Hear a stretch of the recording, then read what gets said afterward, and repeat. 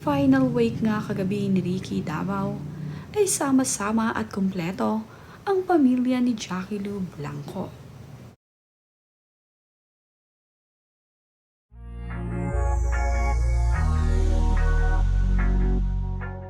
Sa eulogy nga kagabi ni Jackie Lou Blanco ay bumuhos ang luha nito.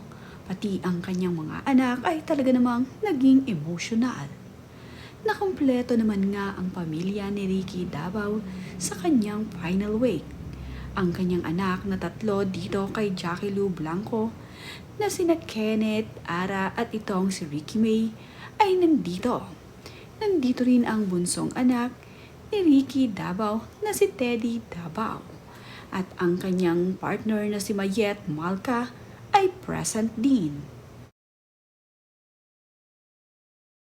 Nakumpleto nga kagabi ang pamilya ni Ricky Davao. Nandirito rin ang tatlong minahal niyang mga babae sa kanyang wake. Una nga ay itong si Jackie Lou Blanco at sumunod nga ay itong ina ni Teddy. Siya nga ay si Cheryl at ang kanyang present naman ay itong si Malca. Ang pamilya naman ni Lotlot de Leon ay kumpleto rito. Nandirito nga ang kanyang lahat ng anak.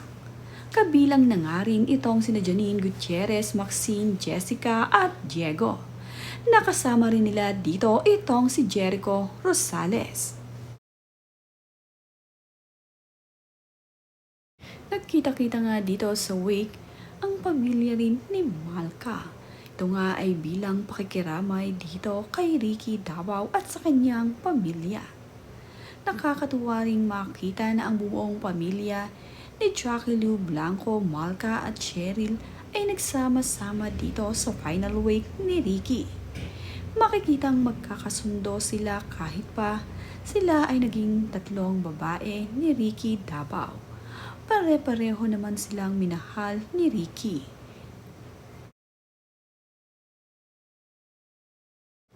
Siya naman ay itong si Teddy. Si Teddy nga ang bunsong anak ni Ricky Davao dito kay Cheryl. Ipinakilala nga kagabi ni Jackie Lou Blanco ang ina ni Teddy na si Cheryl. Ayon naman dito kay Teddy ay hindi naman nga raw siya prepared sa huling araw ng kanyang ama na makita ito. Ayon nga dito kay Teddy ay, "Nothing prepare you for the day you see your dad take his final breath."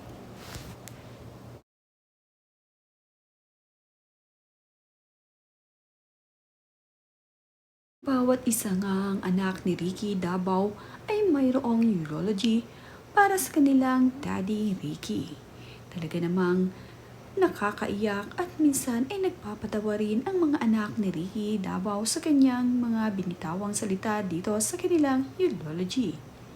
Mahigpit naman ang pagkakayakap nitong sina Ara Davao at itong si Teddy sa urn ng kanilang daddy Ricky. Ito na nga ang final na makikita nila ngayong gabi ang kanilang ama na ngayon ay abo na. Marami nga rin ang nagpapaabot ng pakikiramay dito kay Mayet Malca. Kagaya rin sa pamilya ni Jackie Lou Blanco ay sobrang dami nga nang nagpapaabot ng pakikiramay sa kanila. Sa dami nga ng kanilang mga kaibigan ay talaga namang maraming nagmamahal sa pamilya ni Ricky.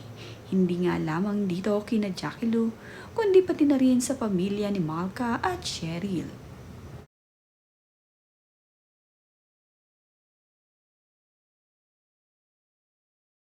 Kasabay naman nga sa pagdalaw sa wake ni Ricky Davao, itong sina Cesar Montano at itong si Rita Avila.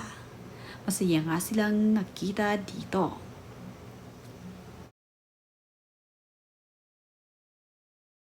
Nakadalaw din sa final wake ni Ricky Davao itong si Martin Rivera. Mayroon din itong masasayang kwento tungkol sa kanilang pinagsamahan ni Ricky. Ito nga ring si Cherry Pie Picache ay dumalaw din dito kay Ricky Davao. Sa hulingang pagkakataon ay talaga namang dumalaw siya at hindi pinalagpas na hindi makadalaw sa wake ng kanyang kaibigan. At ito namang si Elijah Canlas na idinirect siya ni Ricky ay talaga namang nagbigay pugay din dito kay Direk Ricky. At si Janice de Belen ay talaga namang napakalaki ng kanilang pinagsamahan ni Ricky Davao. Kaya naman sa huling pagkakataon ay nagpakita rin itong si Janice de Belen at nakiramay sa pamilya ni Ricky.